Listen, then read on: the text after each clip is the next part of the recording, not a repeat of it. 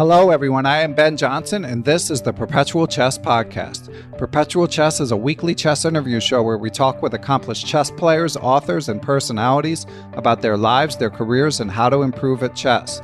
Perpetual Chess is brought to you through the generosity of its Patreon and PayPal supporters and by Chessable.com.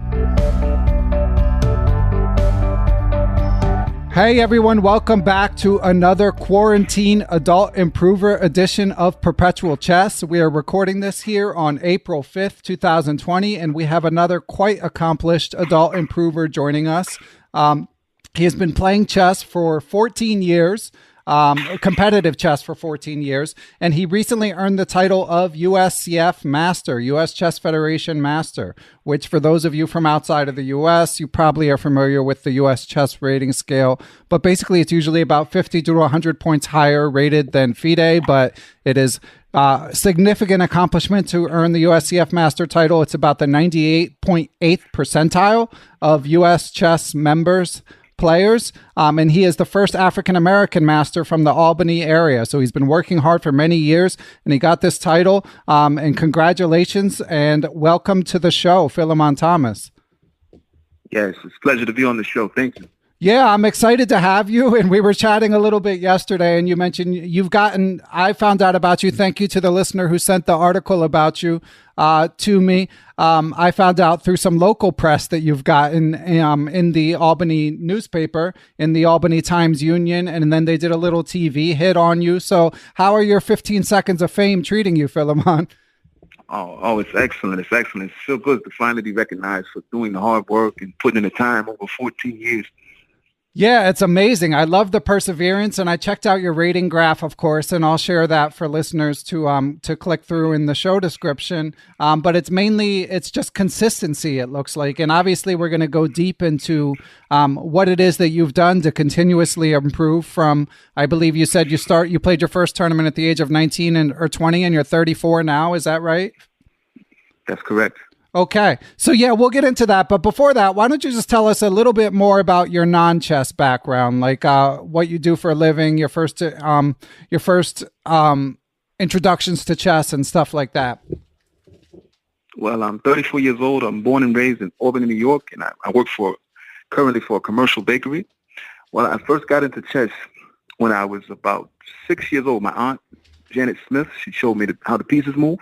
But I didn't delve into chess deeply until I came to a local park around the Albany area called Townsend Park. And there were some guys there. They were playing blitz chess and trash talking, and they beat me mercilessly. And they told me to go study the internet in a joking way and go study books. And I took their advice seriously. So I developed a voracious appetite for information. And I kept reading every type of chess book available. I read tactics and studies of the old masters and positional books and everything you can think of. But even more specifically, as I started to improve, I read things about my weaknesses, like books on psychology about chess and things of that nature. So wherever I needed the help, that's the book I read. Awesome. Yeah, I mean, a lot of us get that sort of baptism by fire if we end up playing in a park. I grew up in Philadelphia, and I used to play at the Franklin-Mercantile Chess Club. Shout out to Franklin-Mercantile Chess Club. And yeah, there were various outdoor spots in the city. And of course, whenever I would go to New York, back then it was Washington Square Park. More recently, it's been Union Square. And of course, there's other spots in New York to play outside. And yeah, it can be tough. I mean, because the park players, first of all, they're strong, and second of all, like you say, the trash talk is strong. So it's yes. It's an adjustment on multiple levels when you discover that world. Absolutely. I actually got stronger myself too when I traveled down to New York City.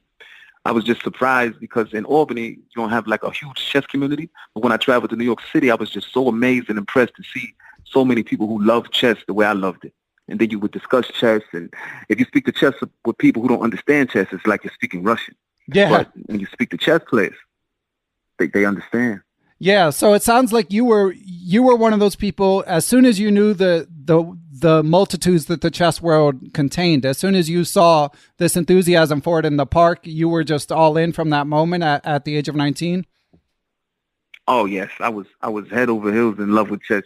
At certain points, I was studying chess like 9 hours a day. I was consumed by it. I was obsessed. Excellent. Yeah, I mean that's what it takes. And you mentioned you work at a commercial bakery. I hope this isn't a sore subject, Philemon, but a lot of people obviously are dealing with sort of upheaval in their professional lives. Are you still working now with the orders to stay home? Yes, we are allowed to work. We are considered essential workers. So yes, by the grace of God, we are able to work. Oh, that's good to hear. And I hope that you're taking precautions to stay healthy as well. Oh, absolutely. Absolutely. I follow all the guidelines. Okay, good. Good to hear. Safe. Yeah, crazy times. And yeah, and I made sure I mentioned the date because I feel like the news flow is so fast right now. And this will come out, as I told you, this will come out in about 9 days. But hopefully, hopefully we can start to flatten the curve and see the exponential graph start to move in the other direction within a matter of weeks from recording. But enough about the coronavirus. People get their fill. So let's get into, so you, at the age of 19, you say you fall head over heels. You love the game.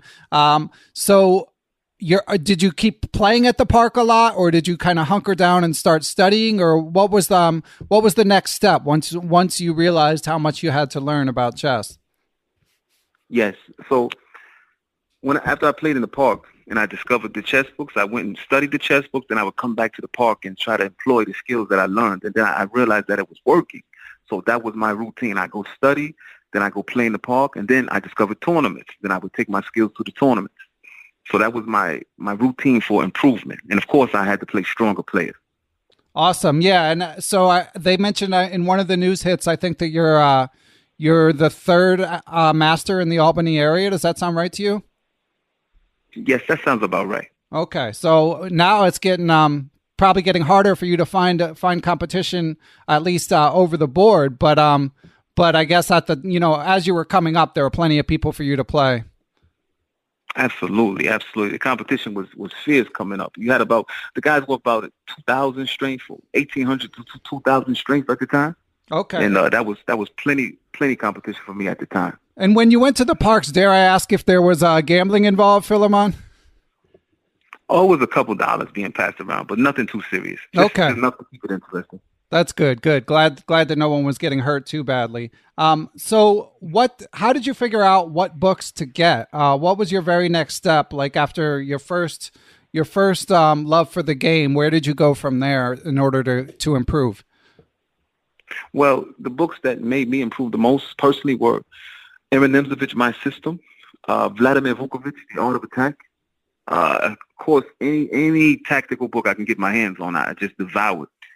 And Jeremy Silman was also very helpful, any one of his books. And then as I began to improve it more, I got into Mark Dvoretsky with the Endgame manuals and just anything tactical and Endgame that I can find. That's what was the source of my improvement. Excellent. Those are all classics. So how would you describe your chess style anyway, Phil? Well, my chess style I describe as, at first I'm prudent, but after the prudence is over, I'm very aggressive and like a boa constrictor. I just keep tightening the noose. Excellent.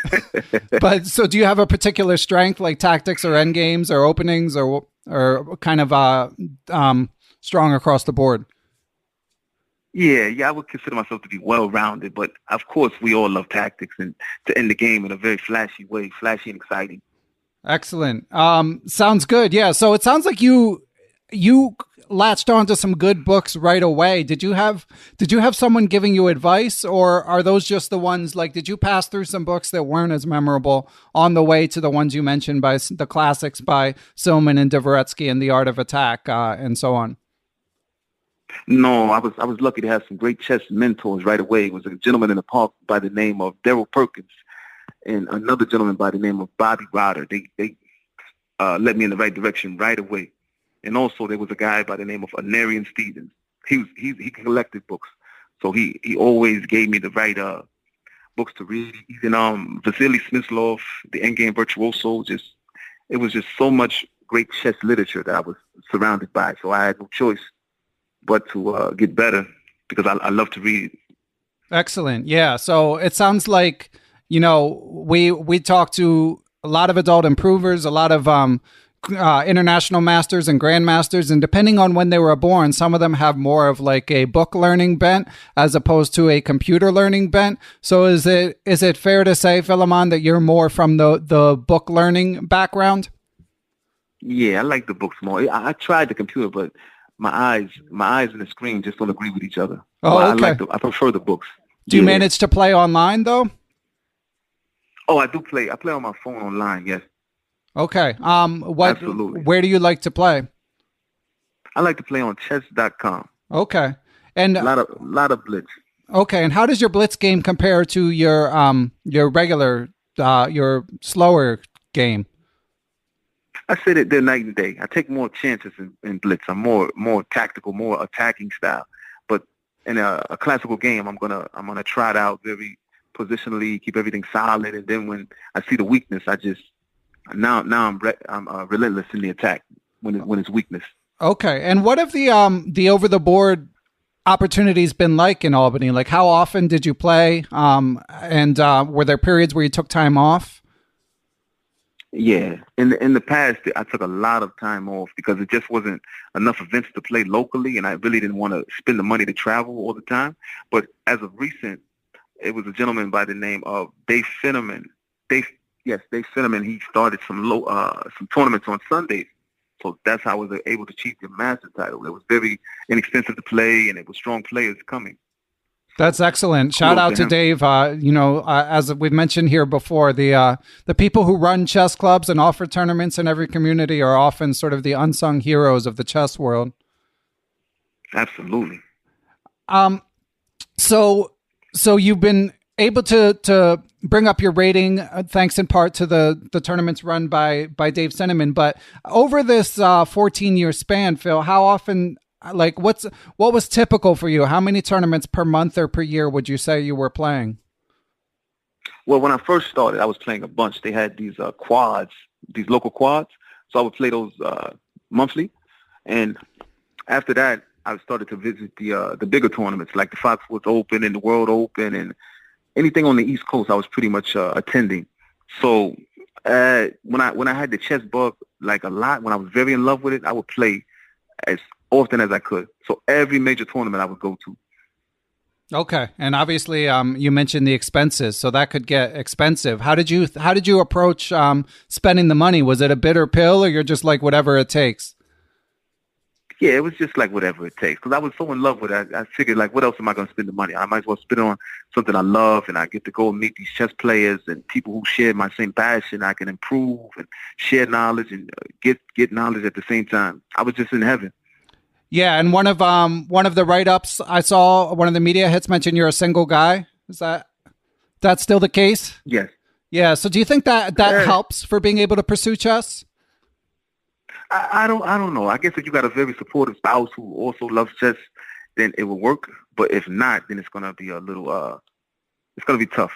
But if you're single, you have more time. Yeah, more time. Whatever you would like to pursue in life. Yeah, and fewer mouths to feed. So yeah, and like you say, it's helpful if it's great when you have a supportive significant other. But if nothing else, at least if they're not pulling in the other direction, that's a good start. Absolutely. And now you'll have a short. And sorry, I was just gonna say, now you have the feather in your cap that you're a master. So probably doesn't hurt. Yeah, that sounds great. Anyway, I'm a master. Yeah, exactly. It's a good title. So have you ever had a coach, Philemon? No, all self-taught. Never had a coach in my life. It was did just you the books. Did you ever consider it? No, not too much. Not too much. I don't know. I just was so in love with the books. I don't know. I guess a coach can shorten the learning curve, but I never considered it. Okay. Maybe I will now. I don't know.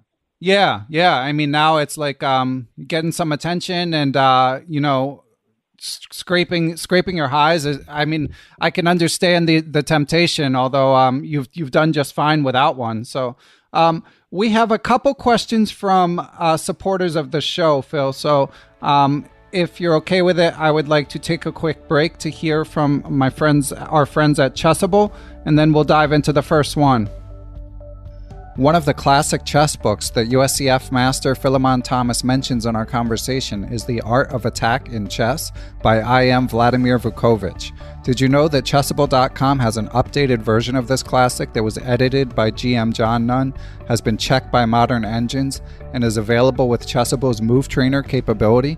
Vukovich walks you through attacks on the uncastled king, the castled king, the Greek gift sacrifice, and much more.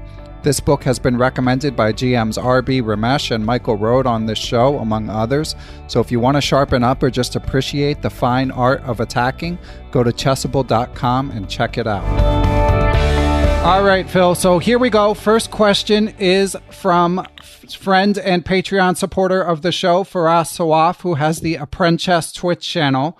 And Firas asks, he says, really heartfelt congrats on such a massive achievement. With the benefit of 2020 hindsight, if you had to do this all over again, what would you have done sooner? What would you have avoided doing? And how much shorter could you imagine the journey would have been to achieve Master if you had done a few things differently? So great question for us. What do you think, Philemon? I think what I would have done differently, I wouldn't have taken as many breaks. And I would approach my weaknesses much quicker. And my biggest weakness when it came to improvement was patience. I used to move so fast without calculating anything, just moving off intuition. So I think that would, playing more consistently and also being very patient would have shortened my time in achieving Master. Okay, so good stuff. But a lot of us, it's like we know what our weakness is, but actually changing it can be a unique challenge. So you mentioned that you sort of suggesting that you finally at least managed to slow down. So what tricks did you develop in order to help you do that? Well, when I played over the board, classical chess, I would find my candidate moves. Then I would count to 10 in my head and check everything and blunder check and just look for any way I can go wrong and not overlook things. I just had to really slow down and sit on my hands. I wouldn't put my hands on the table. I would keep them under the table so I wouldn't be impulsive and touch a piece. So just little tricks to make me slow down. Excellent. And do you think playing a lot in the parks and stuff, did that make it like an added challenge to slow down? Oh, without a doubt. Because it's so much blitz and 3-minute and 5-minute games that you have to be fast. But what it did help with is my ability to calculate quickly. So I would in a classical game, I would calculate quickly, but still manage to check everything after my calculation. That's good. So did you develop a routine for blunder checking? You mentioned that you would blunder check and you would look at forcing moves right before your move, but did you have it like, okay, this is going to be my final step before I make the move, or would it be more like you just kind of try to remember when you can to blunder check? Yeah. It wasn't like a developed system for the blunder check. It was just, if I remember, I'll check. But most of my moves were guided off just intuition and calculation. Just what felt right. Cool. Yeah. And for listeners who may not be familiar with the concept of blunder checking, basically just like last thing before you move, look at checks, captures, and attacks that your opponent might be able to do just to make sure you're not missing anything that you're going to regret later, because we've all been there. Is that basically what your approach was as well, Phil? Yes, absolutely. Because that is the worst feeling ever, is to be winning a game and forget something, and then it's like, oh my goodness, all this work for nothing. Oh man, yeah, and you never get used to it, really. Like no matter how many times it happens, it still feels devastating. Oh my goodness, every time you invest so many hours into this calculation and playing the game, and then just boom, and one shot is over. I always remember the famous chess quote that one bad move can nullify 40 good ones. Yeah, exactly. And was there any, so obviously you're well-read in the chess world, a voracious reader, as you mentioned. Was there any book or advice you got that helped you with this problem of moving too fast, or did you just kind of have to figure it out by trial and error? Just trial and error. I remember reading some like game collections from like Tao, the Life and Games of Mikhail. Classic, yeah. Somewhere just like, yeah, you got to slow down. You got to be patient. So that's my favorite player. So whatever he says, it's like the gospel to me. Yeah, he's a legend. He's fun. Absolutely. And you mentioned you took some breaks and that perhaps slowed you down. So what if you don't mind getting into it, what caused you to take the breaks? Was it something going on in your personal life, or was it you were feeling burnt out, or was it just, as you mentioned earlier, just no tournaments at a particular moment were available? No, what happened was, sitting in the park, I developed like a unhealthy lifestyle. I was just playing chess and eating unhealthy. So I took some time off to get my health in order. So I focused a lot on exercise and eating healthy. And then when I got those things in order, I returned to chess. Good for you. Yeah. I mean, chess can be so addictive that it's hard to find the right balance. Absolutely. Absolutely. I was truly an addict. So when you came back, how was it that you were able to avoid slipping back into sort of the old routines? Oh, I just developed such a strong discipline, and I just divided my love for exercise and chess evenly. I developed like a balance for everything. Okay, and what's your exercise of choice? Oh, I love calisthenics, body weight exercises. So any type of push-up, pull-up, things of that nature. Cool. And you said you're able to do those at home now with this with everyone being at home for the most part? Absolutely, absolutely. So it worked out for me. So I developed such a love for calisthenics that I can do it anywhere. So the world is my gym. Excellent. Cool. And we have another question from a supporter of the podcast, and this one's kind of related to the topic of taking breaks. It's from Ed Daly. So Ed, thank you for the support. And Ed asks, he says, when you find yourself stuck at a level for a period of time with no improvement, what do you do differently, if anything, to break through the barrier and resume improvement? Well, that's exactly when I take a break. I take a break from chess for about 2 to 3 weeks, and then I approach it again with like fresh eyes, and it almost like reinvigorates my love for the game when I take that break. And then I look at the weakness and I figure out a way to correct it. Also, I'm sorry. No, you go ahead. Also, I analyze my own personal games, and I see where I'm losing the games. Do I lose it in opening, middle, or ending? And then I take the necessary route to fix that. Excellent. So is that something you would do during the break, or is it like no chess at all during a break? No chess at all. No chess at all. Just no chess. And then I come back after the break, and then I analyze my games and say, okay, I'm losing in the middle game, so I got to work on this or that. Okay. And what's the longest break you've taken over the years?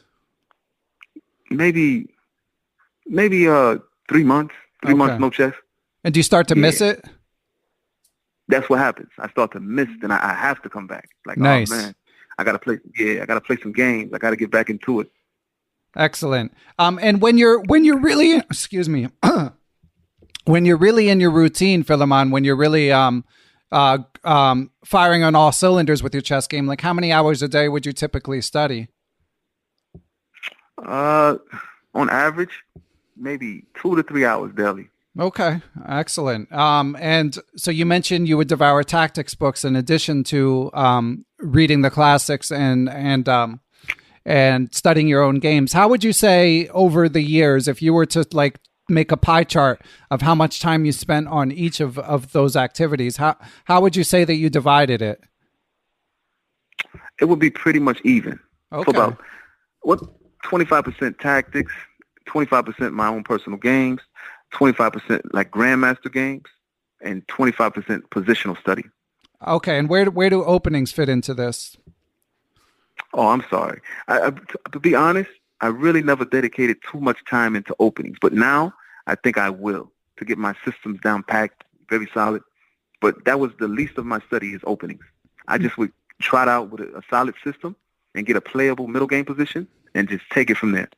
Yeah, that's something I find myself stressing a lot on this show. I mean, openings can be fun, but they're certainly not indispensable until I would say, somewhere around 2000 to your level, to 2200 is when you really start to have to pay if you don't know openings. So what would be an example of something kind of that just gets you out of the opening that you might play, Philemon?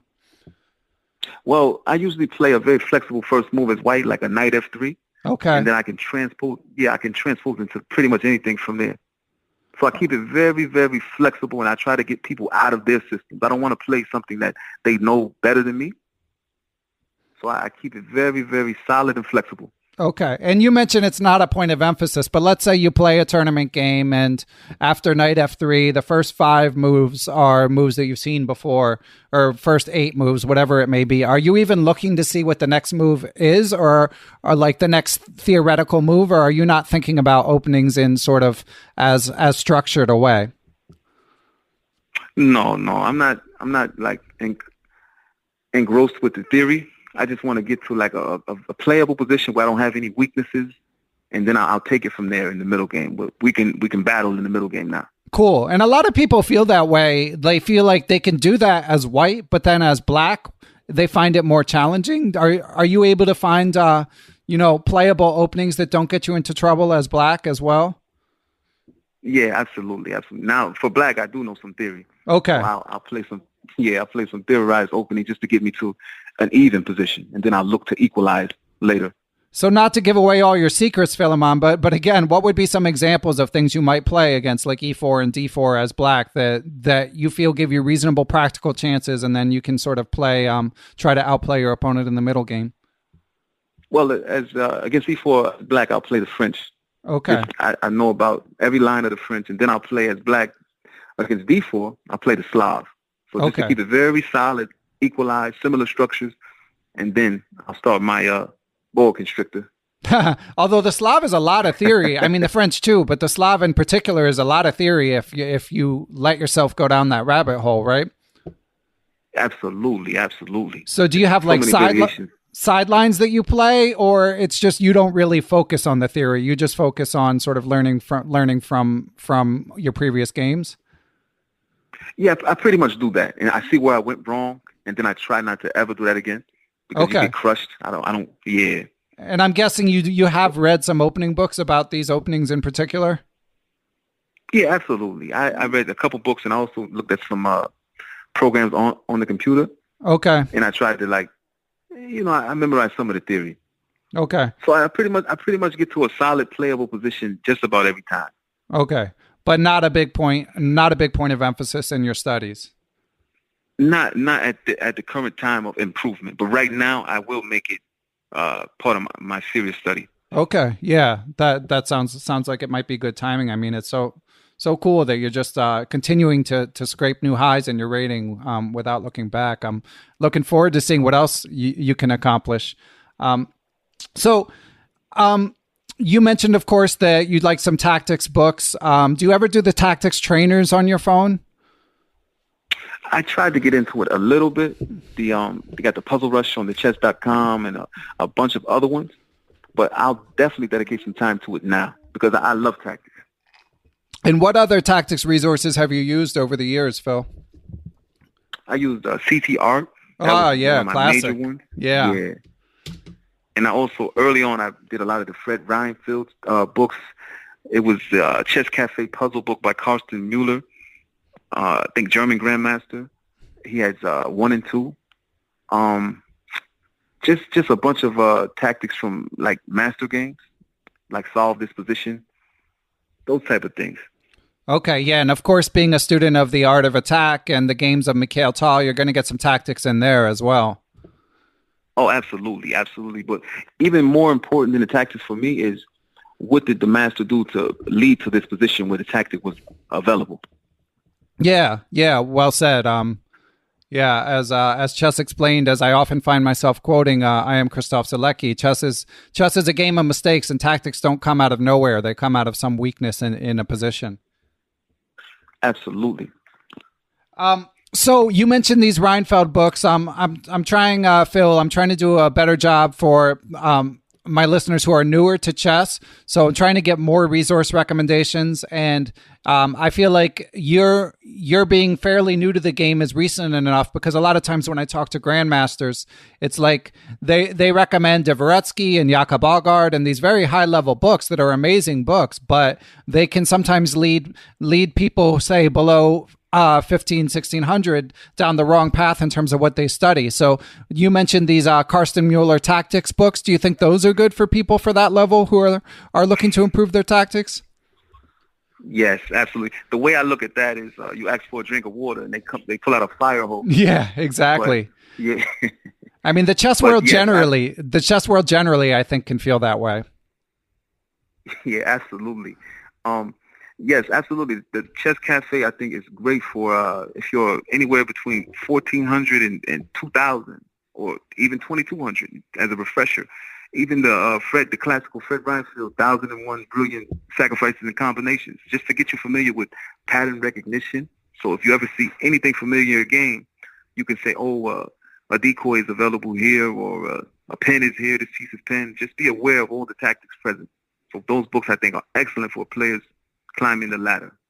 Yeah, I agree, and generally, I feel like, especially as you're getting your feet wet, in my opinion, it's more important to maintain a daily practice than it is like what exact tactics resource you use. Whether it be like you said, you're not that into the online trainers, but we've had plenty of accomplished guests who are, or just basically any tactics book you can get your hands on. As long as there aren't a lot of errors in it, you're going to be assimilating more patterns, and it's going to help your tactical sense overall. Absolutely, I agree 1,000%. Just keep doing them, just consistency and everything. Yeah, and it helps, like, if you have the love as you do, clearly. So, again, circling back to these plateaus, Philemon, that we all encounter at times, what, in terms of rating plateau, what was your biggest challenge? At what period did you feel the most, or you were having the most trouble advancing? Probably getting to 2,000. So coming from 1,800 to 2,000, it was tough. But I just employed my taking a break tactic. I take a break and I come back with a fresh love for the game. And after studying, and I would just improve. And same thing from 2,000 to. Go ahead. Sorry, I mean, I just want to. We could probably figure this out from studying your rating graph, but it's been a 14-year journey. So, what are we talking about in terms of timeline for how long you were stuck on a given level? Does anything stand out in particular? I'm also going to pull up your graph and just maybe we can talk through it a little bit. Yeah, I think that would be easier. Okay, so yeah, I'm looking. It looks like 2009, you hit 1,700. 2013, you made it to 2,000. Wow, so that's 6 years of grinding. That's amazing. Yeah. Although you did have a big jump. It looks like it was about 2011 you figured something out, and then you went quickly from 1,800 to near 2,000. Right. It must have been I was employing my take a break tactic to come back fresh. And then boom. Have that love, and just want to crush your opponent. You know, you got to have this zeal to crush your opponent. If you shake hands after, but while the game is on, you got to just look to crush them. Yeah, we used to shake hands at least. We'll see. We'll see if we shake hands again. Yeah, that's true. We'll touch elbows. Yeah, exactly. It's just not going to be the same. But okay, so that's really cool to see. Just looking at this graph is inspiring. So you feel like it wasn't like some sort of intellectual breakthrough. It was more just continued work paying off and feeling refreshed when you finally made this jump from 1,800 to 2,000. Yes, absolutely. You got to sit down at the board and have fun. You gotta want to find the best moves, and it's just your passion for the game has to be present. If you're sitting down and you don't want to be there, you're never going to improve. Excellent. Okay, and then 2013, you make for international listers, when you hit 2,000 in the U.S., you get what's called the expert title, which is one below master. It's a great achievement in its own right. So you make expert in 2013, and then it looks like you're between 2,000 and 2,100 for 4 years. More than 4 years. Again, I'm just estimating based on this graph, but it looks like it was 2018 that you finally hit 2,100. Does that sound about right? That sounds correct. Man, so just such a long journey, so much perseverance. But then to go from 2,100 to now 2,212 in a year and a half, that's pretty impressive. So have you been picking up the pace in terms of your study? Or to what do you attribute this sort of slightly accelerated push in recent years? I attribute it to just having the Sunday Fin tournaments to play at. Yeah. So, yeah. because I wasn't too hell bent on traveling so much for chess anymore. So it was local tournaments available, so I just took advantage. The players were there, the strong players were there. We had experts and masters. So every single week it was a opportunity to get a new master scout, and you get more comfortable with playing them, and that's what I attribute it to. I mean, there's just no substitute for playing over the board. I mean, there's just nothing like it. So again, it's good that you give proper credit to, was it Mr. Finneman? Was that He's the guy, Mr. Finneman. I give all credit to him for making it available. Oh man, what was I going to ask you? Oh yeah, so being that you're in a relatively small community, Phil, how do you handle playing the same players over and over again? Well, it could be tough at times because both opponents get familiar with each other's style. So every once in a while, you have to trot out a new variation or just a new idea just to throw them off a bit so you can get the edge and win the game. But that's the way I see it. You got to keep it fresh, do new things. Yeah. Do you find yourself repeating sequences a lot in the opening against when you're playing someone, say, for the 10th time? Or do you manage to deviate? Sometimes I do play the same sequence and then I'll deviate later. So it makes them think over the board and they have to find the correct answer to keep the game even. Okay. And once you find out, I mean, I'm guessing in a community like Albany, like even just when you see, like when you show up and another, say, 2200 shows up, like from when you walk in the door, you're thinking you might play him or her. So are you like checking some lines on your phone before a game, or do you try to keep a fresh mind going into the game?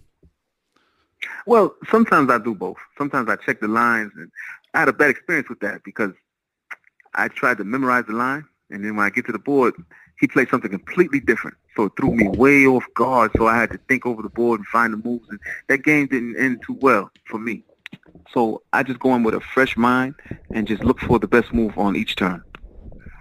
Yeah, and what time control are these Sunday quads, Philemon? Oh, it's actually a pretty fast time control. It was game in 25. Okay, but I'm guessing with your blitz background, that doesn't bother you much.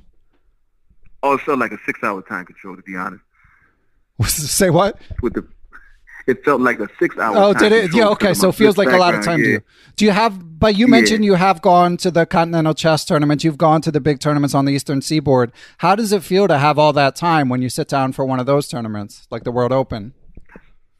Oh my goodness, it feels like a lifetime. But it can be certain moves where you need 20 minutes to think. So having the blitz background and playing in the quick tournaments, it helps me to utilize my time in the long time control. So you are able, it's not like, because I've played some people who I know play a lot of speed chess, and I would consider sort of speed chess specialists. Like they, as you mentioned, you struggled with this, they can't slow down in classical, and it kind of inhibits their growth. It limits their upside in slower chess. Do you feel like you still have that problem, or are you able to sort of maximize the time you have when, in those rare occasions when you do get to play a slower time control? Yeah, I figured out how to just maximize my time. It's all psychological. I just switch my mind into the slow chess mode and forget about the blitz. I use the blitz skills when it's necessary if I get into time trouble. But other than that, I'm taking my time. I'm utilizing my time. I'm being patient. I'm just looking for the best moves, checking everything. What does he have? Everything. So it doesn't affect me. Cool. And with the action, I feel like action chess, game 25 or game 30, whatever it might be, maybe with an increment or delay thrown in, I feel like it has its own pace, and it often can be a practical time control to emphasize for working adults, because in the U.S. at least, it's the fastest regular rated tournament, and it's kind of the most practical. So what advice do you have, Phil, for how to manage your time? Like, are you trying to knock it down to 5 minutes by a certain move? Is there a maximum amount of time you will spend on a move? Do you have any sort of practical tips you would give people for playing that time control in particular? Yeah, absolutely. So the way I approach it is don't waste any time where you don't need to. So if you know the opening, you come out of the opening as fast as possible. If you get to a a position where you need more time, use it. But don't dwell on your time. Use the time when you need it, and I think you'll be fine.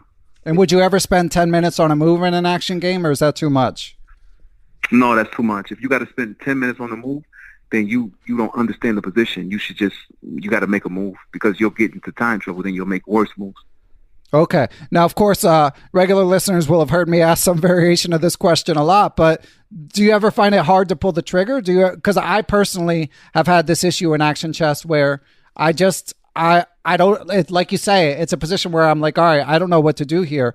And I just can't pull the trigger. I just can't make a move. I feel like I'm going to, like, a few more minutes will help me figure it out when realistically, I'm just not going to know. Do you ever encounter that issue? No, I don't, because I look at it like this. My opponent has the same 25 minutes.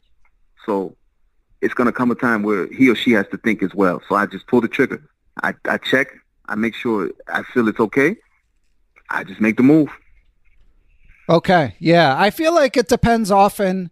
You mentioned there's in chess, there's the people who naturally play too fast and the people who naturally play too slow. And I think it's more rare that someone just has the right pacing. And I think often it comes down to what your chess personality type is. And I think that since you're coming from the sort of Vishy-Anand intuitive players background, I think you struggle with this issue less than sort of myself and some others who might be the more analytical bent, like say Grishik, obviously, being the classic time trouble addict example. So yeah, it's just I think it's like just a natural personality trait of a chess player that you can try to strengthen up your weakness, but you're not going to change your fundamental character. This is true. I don't think it can be changed. I think we are who we are. But what I also try to do when I go to a tournament, if I'm familiar with the players, I know who's notorious for getting into time trouble. I know who the fast players are. So judging from that, I use my time based on who I'm playing. So if I'm playing a notoriously slow player, I know I can take more time to think because my opponent's going to get into time trouble. If I'm playing a faster player, I try to keep my pace at steady so I won't fall into trouble. That's interesting. So you're not consciously trying to play faster against slow pokes like me. You're letting your opponent set the pace, basically. Absolutely. You gotta know your opponent, know who you're playing. Yeah, that's great practical advice. Thank you for sharing it, Philemon. So you're welcome. So a couple more things before I let you go. Number one, so obviously big feather in your cap. I know you've been dreaming about this master title for a long time. First of all, at what moment did you start to think you were going to get the master title? As soon as you started loving chess, were you like, I'm going to work for that? Or was it too far away? Like at what moment you were like, all right, that's what I'm going for? Yeah, that's absolutely what happened. At first, I was just so in love with chess, I never even considered the master title. I said, I just love chess. I'm going to play. I'm going to improve. I always dreamed of having this great strength in chess, but the master title wasn't in my mind. Around the time I hit about 2050, I said, okay, it's in sight now. So I started to develop more energy at the board. And I said, every 10 points I get, I'm closer to master. So that was my mindset. Just get 10 more points, 10 more rating points, 10 more rating points. When I would play a master, I would say, I got to get the scalp. I got to get him. So that was my mindset. Excellent. And the other milestones along the way, Class C, Class B, Class A, Expert, were you equally motivated by those, or was it just all sort of just more driven by love of the game and the natural learning process? No, I'm equally motivated by whomever I play. I don't take anybody lightly because on any given day, a class player could play like a master. So I try to crush everybody I sit at the board with. Equal opportunity crusher. Absolutely. Excellent. And what's next chess-wise, Philemon? I mean, are you going to keep? Do you have another title in mind, or is it more just sort of embrace the journey? I want to steadily improve. So of course I want to get to 2,300 and 2,400. When I reach 2,400, I'll see where I want to go with chess. Wow, I like depending on it. how my life is at the time. Man, yeah. Good goals. Because it gets harder and harder. So that would be amazing if you get to 2,400, Philemon. Are you ready to come back on the show? Yeah. I will definitely come back on the show at 2400. Excellent. Glad to hear it. And just one or two more things. They mentioned in the Albany Times, I mean, they've done it look like a little digging in terms of like how many African American masters there are. Does being I mean, relatively less. I actually don't know if I wouldn't guess that I think it's more just that there's not as many African Americans playing chess to begin with. It doesn't seem to me like there's fewer proportionately making master. What do you think? Do you feel like there are added hurdles being an African American playing chess, or do you feel sort of that it's just not as popular? What's your general opinion? I think it's not as popular because it's not as lucrative. You can make millions of dollars playing sports. So I think that's, it draws more to play sports. But I don't think there's any hurdles personally for me because everybody understands checkmate no matter where you come from in the world. When it's made on the board, it's made on the board. Excellent. And do you have any ambitions? Like, do you do any chess teaching, any mentoring? Do you have any ambitions in that direction? That is one of my goals is to teach chess. But currently, it's tough to find students who are serious, who take the game serious. So it's tough. Well, at least in this area. Okay. And are there school programs in Albany? Do you think about doing like after school programs or anything like that? Well, that's on my mind. I want to introduce that to the schools up here and see what they say. I think they would be all for it because chess is great for kids. It teaches them decision making and problem solving and critical thinking and analytical thinking. These are skills that we all need for the rest of our lives. Why not develop them at an early age? Yeah. And yeah, generally schools can be pretty receptive to it. Funding can be tricky depending on what the business model is, but certainly I think it's a great thing for kids, assuming kids ever go back to school. So and you're working nights, right? Yes. So in theory, you could maybe throw in a few. Would that conflict with your work schedule or no? No, not at all. Not at all. I'd be available during those school hours to teach. Okay, cool. All right. Well, Philemon, just last thing. If you could kind of bullet point your chess advice, if you were to make like a 5 to 10 minute YouTube video saying these are the secrets of my success, what would you say that they are? Well, the secrets of success for me personally, first you got to approach the game with much passion. When you sit at the board, you got to want to crush your opponent. You have to be well rested. You have to eat. You have to look for the best moves. You have to be well prepared. Okay. So, yes. Excellent. And in terms of study, you already mentioned sort of your general study philosophy. You gave a few good book recommendations. Are there any books or any other resources you'd like to mention before I let you go, Phil? Well, I always like to revisit the classics. So right now I'm revisiting Think Like a Grandmaster by Kotov. Excellent. Yeah. So what do you think of that book, by the way? Because I, in addition to interviewing people about once a month, I do kind of me and someone from the online chess community, listener and supporter of the show, will recap a book. And you've mentioned too that actually, and counting Silman 3, because we recapped Life and Games of Mikhail and also Think Like a Grandmaster. But as I discussed with National Master Christopher Chabris, when we did Think Like a Grandmaster, these days it's kind of considered, I don't know if I would call it controversial, but some people think it's still super beneficial and other people find it to be a bit outdated. What's your opinion? No, I still think it's beneficial. I take from it what I take from it. Well, it's my philosophy is you eat the meat and spit out the bones. So I take what's useful from the book. Yeah. That's a great philosophy. I like it. Okay, Phil, anything else before we let you go? I really appreciate your taking the time, and I'm really inspired by your accomplishments. No, not too much. Just keep playing chess. And now is a great time for people to learn chess, to play chess while everybody's under quarantine. Exactly. Everyone's going to come back fierce. It's going to be interesting. Everyone's going to come back guns blazing whenever the time comes. I look forward to it. Okay. And if anyone wants to reach you, Phil, whether it be about possibly instruction or just congratulations or whatever it may be, what would be the best way for them to contact you? They can contact me on Facebook at Philemon Thomas. That's a Philemon Thomas. So Philemon Thomas on Facebook. Yep, that's how I contacted you. So it worked for me. Excellent. So I'll link to that for anyone interested in sending Phil some congratulations or any questions they may have. But Phil, thanks again. Congratulations on the inspiring success, and good luck getting to 2,400. That would be, I would love to see that. That would be super cool to see. Yes. Thanks a lot, Ben, for having me. And I'm going to make it. Mark my words. Okay, excellent. And you could stay on the line for a minute, but we're going to say goodbye to our listeners. Everyone stay safe. And yeah, like Phil said, take advantage of this time. Work hard on your chess and be safe, everyone. Definitely. Special thanks to my producer, Matthew Passy, and thanks to you all for continuing to listen to and spread the word about Perpetual Chess. You can spread the word on Twitter. Follow me. I'm at BennyFishel1. You can join the Perpetual Chess Facebook group and continue the dialogue about each interview after it is released. I also want to thank the people who've written a few new reviews on Apple Podcasts. That's good to see. Reviews on other podcast platforms and YouTube are also appreciated.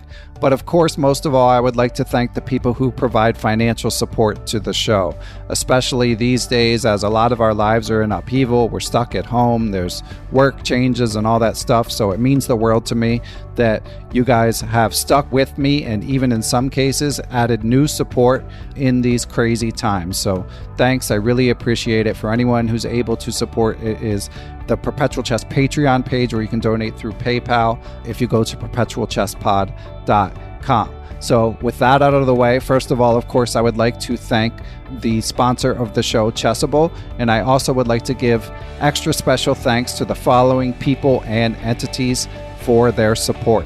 They include Quality Chess Books, the Capital City Chess Club, the Apprenchess Twitch channel, Andrew Bach, Austin Clough, Benjamin Porteau, Kathy Carr, Chad Oliver, Dan O'Hanlon, Danny Davidson, David Schreiber, I am Dimitri Schneider, I am Eric Rosen, Firas Siraf, Gary Foreman, Greg Nattel, Greg Shahadi, Guven Manet, Jens Green, John Jernigan, John Rockefeller, John Cromarty, John MacArthur, Kelly Palmer, Kevin O'Callahan, Lorraine Dore, Lucio Casada Silva, the law offices of Stuart Katz, Michael Can, FM Michael Oblin, Mike Zelazny, Moonmaster 9000, Peter Sodi, Reuven Fisher, Seattle Chess Club, Thomas Stanix, Thomas Tachenko, Todd Bryan of StrongChess.com, Todd Kennedy, and I also would like to give thanks to the following people and entities: Aaron Waffler, Ace Vallega, Adam Ralph of ChessEngland.com, Adrian Gutierrez, Alex Pejas,